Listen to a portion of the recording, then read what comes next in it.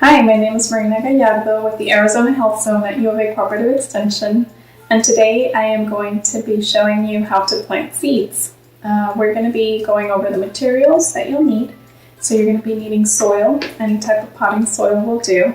You're also going to be needing seed starting containers, and they need to have drainage holes at the bottom, just like these. You will also need your water to water your seedlings and also seeds. You will need something to label with, so either popsicle sticks or seed labels will work. And so let's get started. First, you're going to take your container and you're going to fill it up with soil almost to the top. And once you have your soil in the container, you're going to go ahead and take your seeds. In this case, we're going to be planting our peas first. And pea seeds look like this. They're quite large seeds compared to some others. We're going to go ahead and take our container and we're going to use our finger to poke a hole right at the center. The instructions tell us to plant 1/2 inch deep, so my hole is going to be about 1/2 inch deep. And we're going to plant about 2 to 3 seeds per container. So I'm going to drop my seeds in there, and then once I've done that, I will cover with soil again. And then it is ready to water. And in order to water, you're going to be using something with low flow to water gently. So as you can see, this watering can has very low flow, and it's gentle enough that it won't move the seeds around.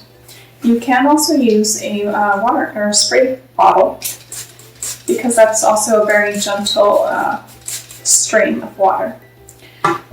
You will know that you've put enough water in your container once you have some water coming out of the bottom of the drainage holes. So the last step is to take a popsicle stick and label it.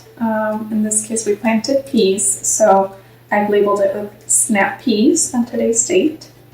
And also at the back, I've included the number of days it'll take for the plant to mature. So it'll be 51 days for me to be able to harvest and eat peas. So I'm going to go ahead and put that label on here. And this is ready. I've already got my next container here. This will be for planting my beet seeds. Again, we're going to poke a hole right at the center with our finger, and it'll be about 1/2 inch deep as well. You're going to see that beets are actually a little smaller than the pea seeds.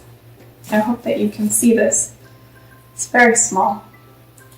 So we're going to go ahead and again take 2 to 3 seeds and drop them in our container, in our hole. And once you've done that, you will cover again, and again you will water.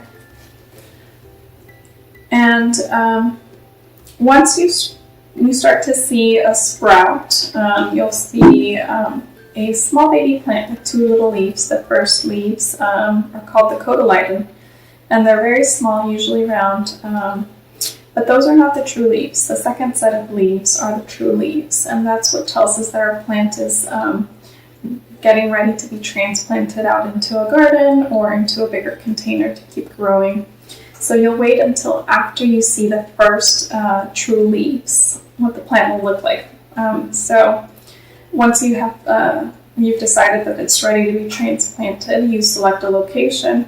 You dig a hole as big as the root ball. The root ball will be just this size, basically like this container, up to where the soil goes. And so you will dig your hole. You can even use the container to sort of place it in the hole to measure, to see if it's deep enough.